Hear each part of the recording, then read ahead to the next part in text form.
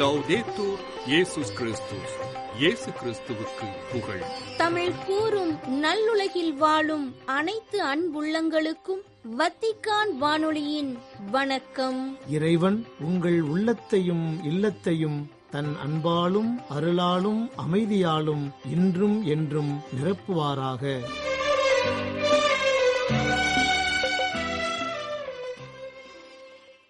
அன்பு நெஞ்சங்களே, இன்றைய நம் ஒலிபரப்பு உங்களுக்கு வழங்கவிருப்பன: தடம் தந்த தகைமை, வாரம் ஓர் அலசல் மற்றும் செய்திகள்.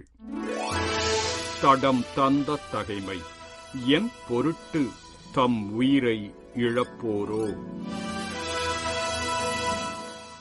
தம் உயிரை காக்க விரும்புவோர் அதை இழந்து விடுவர்.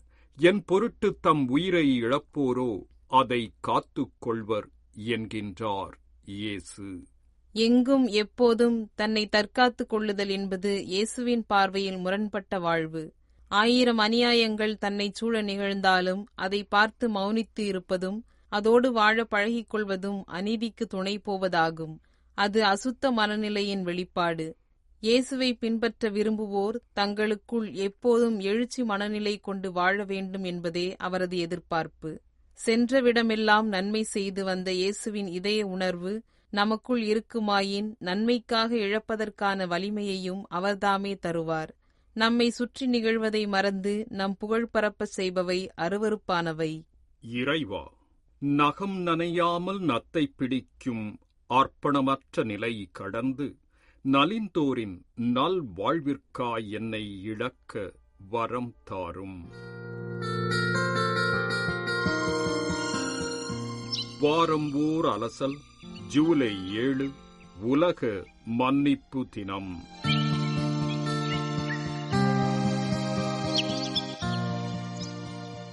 தந்தாய், இவர்களை மன்னியும், இவர்கள் செய்கிறது இன்னது என்று அறியாதிருக்கிறார்கள் என்பது அனைவருக்கும் தெரிந்த ஒரு வாக்கியம். அந்த மன்னிப்பை ஒவ்வொரு நாளும் இறைவன் நமக்கு வழங்கிக் கொண்டே இருக்கிறார். தந்தாய், இவரை தாம் மன்னிப்பீர், செய்வதறியாது செய்கின்றார்கள். தந்தாய், இவரை தாம் மன்னிப்பீர், செய்வதறியாது செய்கின்றார்கள்.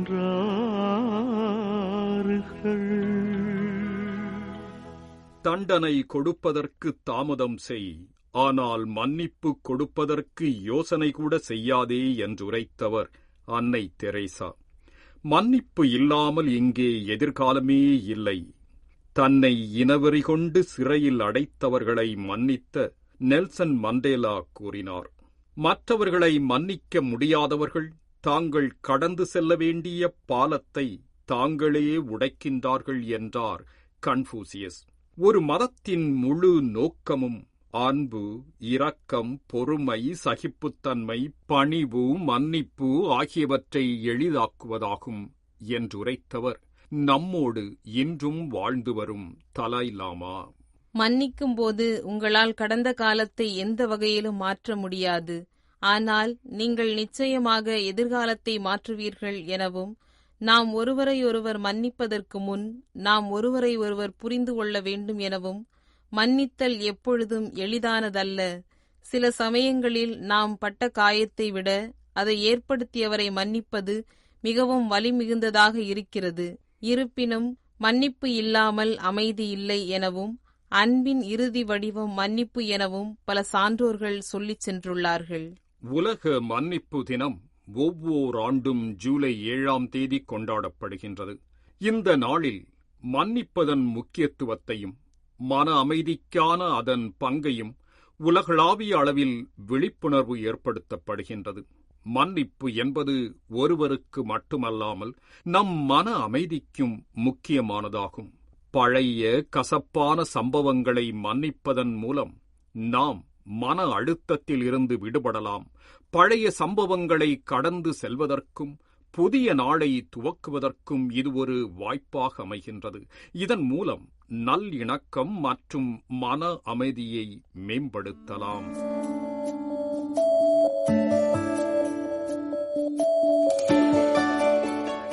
அந்த வயது முதிர்ந்த தாய்க்கு தொழுநோய். கை நிறைய ஊதியத்தோடு வளமாய் வாழ்ந்து கொண்டிருக்கும் அவரது அருமை மகன் அவரை தெருவில் வீசிவிட்டார். அந்த தாய் தெருவில் தொழுநோய் முற்றிப்போய் உடல் அழுகிய நிலையில் அன்னை தெரசா அவர்களது பிறரன்பு இல்லத்திற்கு எடுத்து வரப்பட்டார். மற்ற நோயாளிகளுடன் அந்த தாய்க்கு பணிவிடை செய்த புனித அன்னை தெரசா அவர்கள் அவரிடம், உங்கள் மகனை மன்னிப்பது கடினம்தான், ஆனாலும் மகனை மன்னிக்க மாட்டீர்களா என்று அடிக்கடி கேட்டு வந்தார். அந்த தாய் தனது இறுதி மூச்சை விடுவதற்கு முன் தன் மகனை மனதார மன்னித்து விட்டதாக ஒரு புன்னகையை உதிர்த்தார். அந்த நேரத்தை நினைவு கூர்ந்த புனித அன்னை தெரசா அவர்கள் அப்போது அந்த தாயின் முகத்தில் தோன்றிய புன்னகைதான் உலகிலேயே மிகச்சிறந்த புன்னகை என்று சொன்னார். உண்மைதான். மன்னிக்கும் திறன் என்பது அனைத்து மனிதர்களுக்குள்ளும் இயல்பாக இருக்கின்றது. ஆனால் ஆழ்மனதில் ஊடுருவி நிற்கும் தான் என்னும் அகங்காரம் என்பது அதனை தடுத்து விடுகின்றது. சுய உழைப்பு, கடும் வலிகளை தாண்டி வந்த மனிதர்கள் மன்னிப்பதையும் மன்னிப்பு கேட்பதையும் எளிதாக எடுத்துக்கொள்வார்கள். ஒரு தவறு செய்தால் மன்னிப்பு கேட்பவன் மனிதன், அதனை ஏற்று அரவணைப்பவன் மாமனிதன். ஆனால் இன்றைய மனித வாழ்க்கை சூழல் மனிதனை இயந்திரமாக மாற்றி வைத்துள்ளது. இதன் காரணமாக மன்னிப்பு என்பதற்கான அர்த்தம் புரியாமல்தான் பெரும்பாலானவர்கள் உள்ளனர். முக்கியமாக பழிக்கு பழி என்ற சொல் எங்கு பார்த்தாலும் பிரதானமாக உள்ளது. மன்னிப்பு என்ற சொல்லை மனித குலம் மறந்து வருகிறது. பொறாமை, பிடிவாதம், வாக்குவாதம், புரிதலின்மை போன்றதால் மன்னிப்பு என்பதே மறைந்து வருகின்றது. பலருக்கு தான் செய்தது தவறென்று தெரிந்தும் அதை ஒப்புக்கொள்வதற்கு தன்மானம் இடம் கொடுப்பது இல்லை. நம் தவற்றை மற்றவர்கள் சுட்டிக் காட்டும்போது அது உண்மையாக இருந்தால் அதை நேர்மையாக ஒப்புக்கொள்வோம். அது நம்மைப் பற்றிய நன்மதிப்பைத்தான் கூட்டும். மன காயங்களை போக்கும் மாமருந்து மன்னிப்பு. அதனால்தான் அது வாழ்க்கைக்கு முக்கியமான ஒன்று. சக மனிதர்கள் செய்யும் தவறுகளை மன்னித்து ஏற்பதே இதற்கான அடித்தளம். வெறுப்புணர்வை கொண்டிருப்பவர்களை விட மன்னிப்பை நாடுவோர் ஆரோக்கியமாகவும் மகிழ்ச்சியாகவும் இருப்பதாக ஆய்வுகள் தெரிவிக்கின்றன. மன்னிக்கும் மனது என்பது உடலையும் மனதையும் மேம்படுத்தும் ஒரு அரிய கலை. இதற்காகத்தான் ஒவ்வொரு ஆண்டும் இது குறித்து விழிப்புணர்வை மக்களிடம் ஏற்படுத்தும் வகையில் ஜூலை 7ஆம் தேதி உலக மன்னிப்பு தினம் கடைபிடிக்கப்படுகின்றது. இத்திங்கள்தான் அதற்கான நாள். 20ஆம் நூற்றாண்டில் விஞ்ஞானிகள், உளவியலாளர்கள் மற்றும் கல்வியாளர்கள் மனித நல்வாழ்வில் ஏற்படும் தாக்கங்களை ஆராயத் தொடங்கிய போது மன்னிப்பு அறிவியலின் கவனத்தை ஈர்த்தது. மனிதன் நலமாக அமைதியாக வாழ மன்னிப்பின் முக்கியத்துவம் வலியுறுத்தப்பட்டது. 1994இல் கிறிஸ்தவ இயக்கம் ஒன்று பிரிட்டிஷ் கொலம்பியாவில் தேசிய மன்னிப்பு தினத்தை நிறுவியது. இந்த நாள் வேகமாக பரவத் துவங்கி பின்னர் உலகளாவிய மன்னிப்பு தினம் என மறுபெயரிடப்பட்டது. மற்றவர்களின் கடந்த கால தவறுகளை மன்னிப்பதன் மூலம் அவர்களுடன் புதிய மற்றும் வலுவான பிணைப்பை உருவாக்க முடியும் என்பது மீண்டும் வலியுறுத்தப்பட்டது. தவறு செய்யாத மனிதர்கள் இல்லை.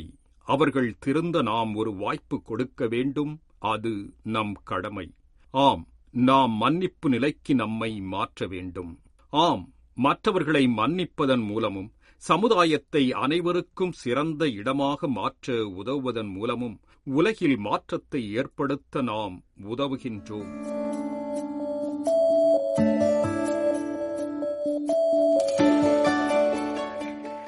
இனிய ஞாபகங்கள் தண்ணீரில் உப்பைப் போலவோ சர்க்கரைப் போலவோ மனதுடன் இரண்டர கலந்து விடுகின்றது.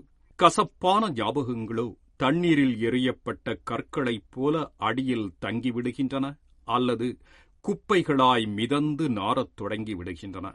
தண்ணீரை சுத்தப்படுத்த மிதப்பவற்றையும் அடியில் தங்கிவிடுபவற்றையும் அகற்ற வேண்டியது எந்த அளவுக்கு அவசியமோ அதே அளவு மனதை சுத்தப்படுத்த கசப்புக்களை மன்னிப்பதும் அவசியம். சிலர் தவறு நடந்தவுடனேயே அந்த இடத்திலேயே மன்னிப்பு கேட்பதும் உண்டு. சிலரோ மனதில் நினைத்தாலும் சுய கௌரவத்தினால் சொல்லாமல் விடுவதும் உண்டு. இன்னும் ஒருபடி மேலே போய் செய்த தவறை நியாயப்படுத்துவதும் உண்டு. கேட்கப்படாத மன்னிப்புகள் பல சமயங்களில் பல பேருடைய வாழ்க்கையையே மாற்றிவிடுகின்றன. சிலர் கேட்கலாம், தவறுக்கு தண்டனைதானே தீர்ப்பாக முடியும். மாறாக தவறை மன்னிப்பதால் தவறு செய்தவன் மேலும் ஊக்கம் கொள்ள மாட்டானா என்று. உண்மைதான், தண்டனை தேவைதான். அதற்கும் வழிகாட்டுகிறார் தெய்வப்புலவர் வள்ளுவர். இன்னா செய்தாரை ஒருத்தல் அவர் நாண நன்னயம் செய்துவிடல் என்கிறார். தீமை செய்தவர்களுக்கு மன்னிப்பு என்னும் நன்மை செய்து அவர்களை நாணமடைய செய்வதே அவர்களுக்கான தண்டனை என்கிறார். இவ்வகையில் மன்னிப்பு என்பது ஒரு விதத்தில் நமக்கு தீங்கு செய்பவர்களுக்கு நாம் கொடுக்கும் சிறந்த தண்டனைதான். ஆனால் இந்த தண்டனை என்பது இருதரப்பு மனிதர்களையும் மாமனிதனாக மாற்றும். பழைய குறைகளில் இருந்து முன்னேறவும் இது ஒரு சிறந்த வாய்ப்பு. செய்த தவறுக்கு வருந்தி மன்னிப்பு கேட்பது சிறந்த குணமாகும். அதைவிட உயர்ந்தது நாமே தேடிச் சென்று மன்னிப்பது. எனவே நாம் தெரியாமல் தவறு செய்திருந்தால் உரியவரிடம் மன்னிப்பு கேட்டுப் பழக வேண்டும். தவறு நம் பக்கம் எனில் மன்னிப்பு கேட்போம். தவறு அடுத்தவர் பக்கம் எனில் மன்னிப்பு கொடுப்போம். மன்னிப்பவன்தான் மனிதன், மன்னித்து மறப்பவன் மனித தெய்வம். மன்னிப்பவன்தான் மனிதன், மன்னித்து மறப்பவன் மனித தெய்வம். எண்ணிக்கையில்லாத நம் பிழையை இறைவன் மன்னித்து மறந்தாரே.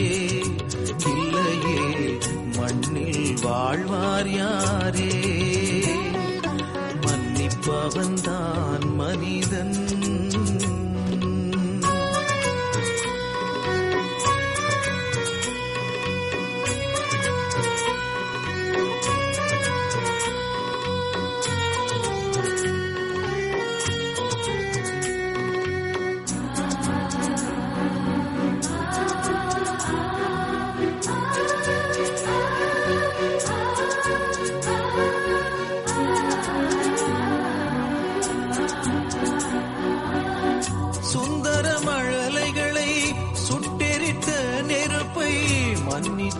மறந்து விட்டோம். நம் சொந்தங்களை சொத்துக்களை கொண்டு போன கொடும் சுனாமியை மறந்து விட்டோம். சுந்தர மழலைகளை சுட்டெரித்த நெருப்பை மன்னித்து மறந்து விட்டோம்.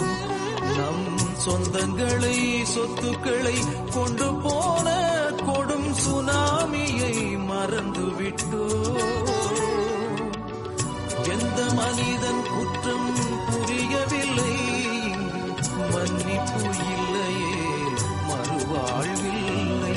மன்னிப்பவன்தான் மனிதன், மன்னித்து மறப்பவன் மனித தெய்வம். மன்னிப்பவன்தான் மனிதன்.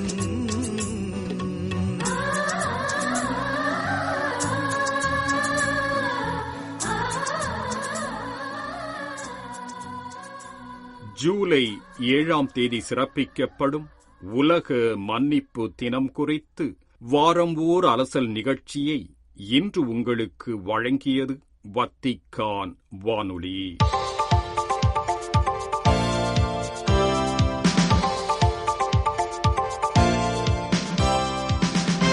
செய்திகள்.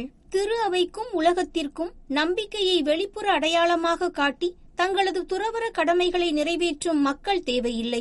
மாறாக மறைப்பணியில் ஆர்வம் உள்ளவர்களும் இறையரசு பணி மேல் அன்பு கொண்டு அதற்கு சான்று பகரும் சீடர்களுமே தேவை என்று கூறினார் திருத்தந்தை 14ஆம் லியோ.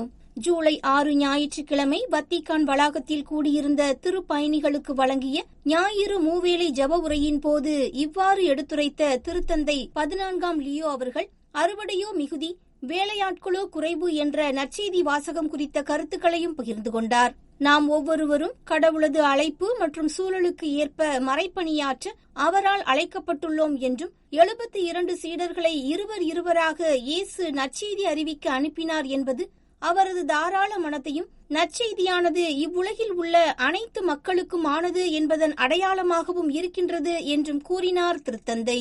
அமைதி என்பது அனைத்து மக்களின் விருப்பம், மேலும் அது போரினால் துண்டாக்கப்பட்டவர்களின் வேதனையான அழுகை என்றும், இவை அரசு பொறுப்பில் இருப்பவர்களின் இதயங்களை தொட்டு ஆயுதங்களின் வன்முறையை உரையாடலுக்கான தேடலால் மாற்ற முடியும் என்று அவர்களின் மனதை தூண்டும்படி இறைவனிடம் கேட்போம் என்றும் எடுத்துரைத்தார் திருத்தந்தை 14ஆம் லியோ. ஜூலை 6 ஞாயிற்றுக்கிழமை வத்திக்கான் வளாகத்தில் கூடியிருந்த மக்களுக்கு வழங்கிய மூவேளை ஜப உரையின் இறுதியில் எடுத்துரைத்த ஜப விண்ணப்பங்களின் போது இவ்வாறு கூறிய திருத்தந்தை 14ஆம் லியோ அவர்கள் கோடை விடுமுறைக்காக கஸ்தல் கந்தோல்ஃபோ செல்வது குறித்தும் மக்களிடம் பகிர்ந்து கொண்டார். ஆங்கில மொழி பேசும் திருப்பயணிகளை வாழ்த்திய திருத்தந்தை அவர்கள் அமெரிக்காவின் டெக்சாஸில் உள்ள குவாதலூப் நதி வெள்ளத்தால் ஏற்பட்ட பேரழிவினால் கோடைகால முகாமில் இருந்த அன்புக்குரியவர்களை இழந்த அனைத்து குடும்பங்களுக்கும் தனது மனமார்ந்த இரங்கலை தெரிவித்து அவர்களுக்காக ஜெபிப்பதாகவும் எடுத்துரைத்தார். இத்தாலிய நிறுவனமான எக்ஸலன்சி மற்றும் வத்திக்கான் நகர மாநிலத்தின் ஜென்டார்மேரி நிறுவனத்துடன் இணைந்து உருவாக்கப்பட்ட சிறிய 2 மின் வாகனங்கள் திருத்தந்தை 14ஆம் லியோ அவர்களுக்கு நன்கொடையாக வழங்கப்பட்டுள்ளன.